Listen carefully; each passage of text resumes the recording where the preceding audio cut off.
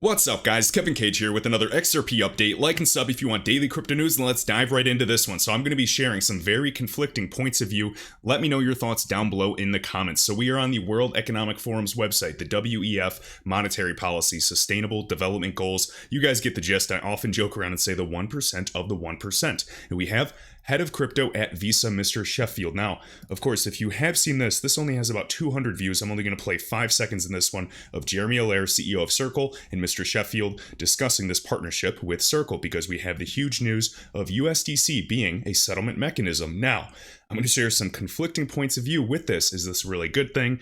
Is it, kind of exaggerated? Is it a step in the right direction? Or is this just a bigger distraction stalling the inevitable? It's no surprise to see the power players and members on the Global Future Council on Cryptocurrencies. Members include people with banking backgrounds, regulators, the crypto space, and any fintech you can imagine. So, of course, we're not surprised to see Brad Garlinghouse, CEO of Ripple. We even have Danelle Dixon, CEO of Stellar Development Foundation. And keep in mind the integration with XLM Lumens with USDC. Not a coincidence by any means. We even have the CEO of Binance US, Catherine Coley. She was formerly at Ripple back in the day. And we also have Joseph Lubin, founder and CEO of Consensus. We're going to keep moving here. Let me play this quick clip. Visa partnership news. I'm really excited to welcome Guy Sheffield, head of crypto for Visa, which appears to be an increasingly high-profile role for the storied payments giant. So this was only just back in December when Visa and Circle announced their partnership. Fast forward to today, and we're going to go through a thread of Jeremy Allaire's, and then we're going to share some very controversial information, so be sure to let me know your thoughts down below.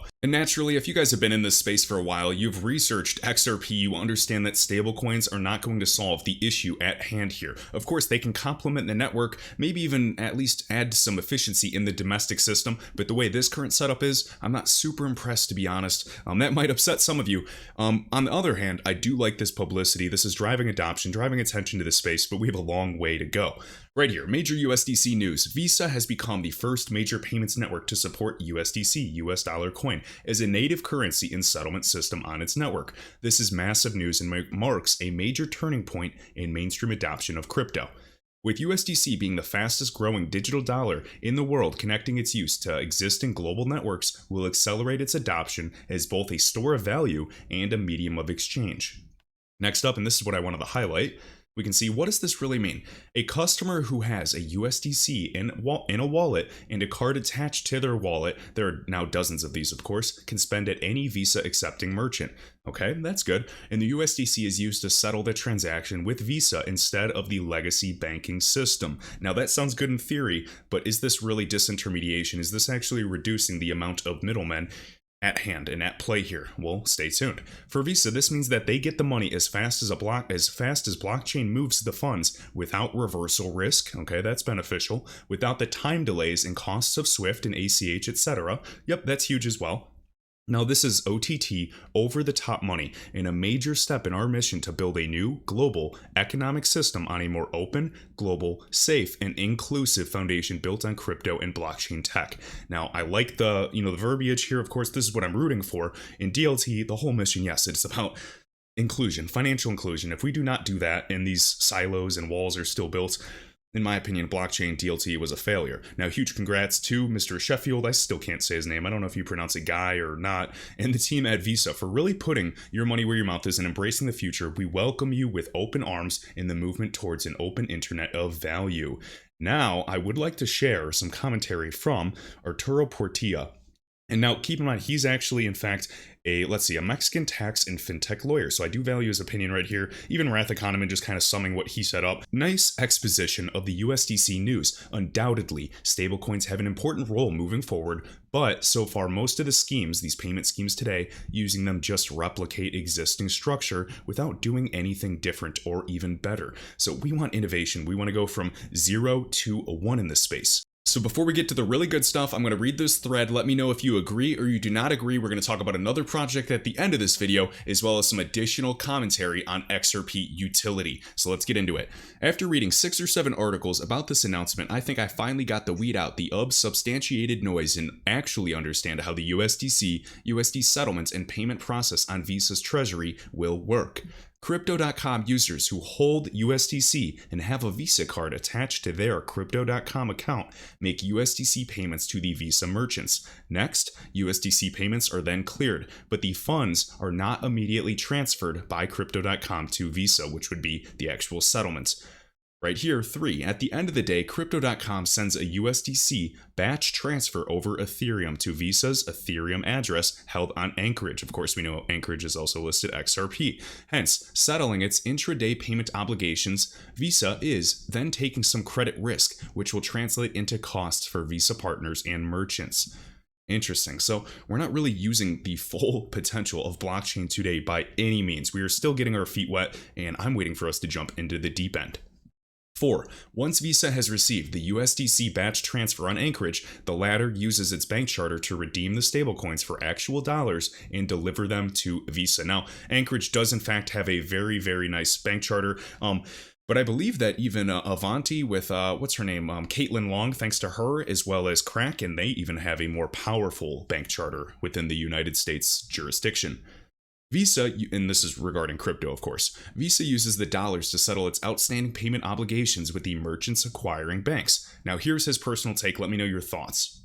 Rather than building an actual innovative solution that helps creating efficiencies or even reducing costs, Visa has built a not very useful product whim to make the markets believe they are innovating and keep attracting crypto companies and wallets to its network. Now, I do want to emphasize there is innovation happening at the space, but we also would like it to happen faster and to a greater degree. But this is, in my opinion, pretty valid. Even though it is not a truth that we want to hear, we're still going to, crypto's still going to explode. It's still going to grow year over year in the future. There's going to be pullbacks, of course, but you cannot put this genie back in the bottle. We already see what's occurring globally in terms of digitization and what crypto can offer.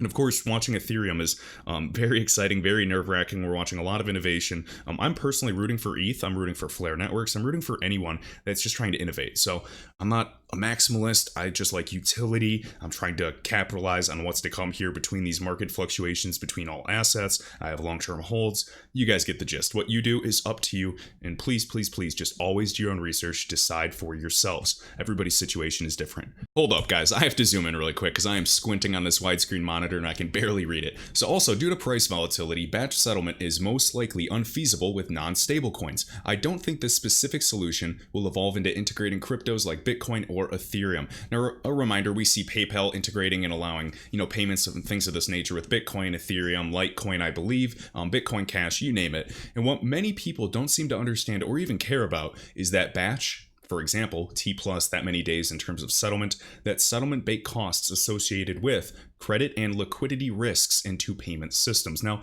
this gentleman is extremely familiar with these financial technology firms, the fintech space, and building treasury solutions for stablecoin batch settlements is just a distraction and doesn't actually help to improve everyday payments, as it doesn't help make them quicker or cheaper. That is a very interesting perspective. One of the original selling points of cryptocurrency and blockchain was that the tech offered the possibility to cut out the middlemen from the financial system. This is why it was potentially so lucrative for a lot of people, because when you can get rid of all these fees, even merchants, everybody will have more money, working capital.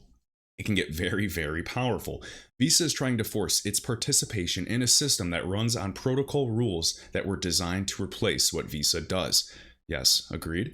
And honestly, I'm still just rooting for crypto adoption regardless. But ideally, I want inclusion and I want innovation. I don't want to slap a band-aid on it like we often do here in the United States. I want actual innovation. We have to really connect the repositories of value, just like Ripple often does say.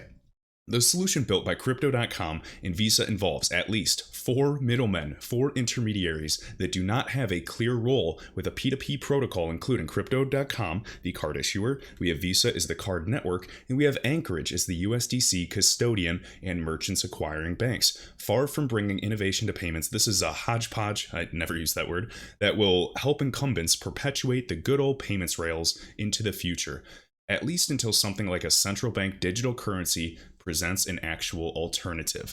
Or, they do present. Agreed. Now, very interesting point. Just wanted to share that, and let's zoom back out now And now I want to talk about another asset, of course, and we've talked about Filecoin a good amount. Oh my gosh, it's over $1.90 right now. That is insane. I personally thought it was going to consolidate for a bit, but I know we were talking about this on the channel for a while. I know a lot of people were able to get it in the mid 30s. I only really got my big bag at least around like 43, 42 bucks, maybe a little lower, nothing crazy, but it's nice to see that within a single month, guys. Even on March 1st, let's see, right, March 1st, it was 37 bucks.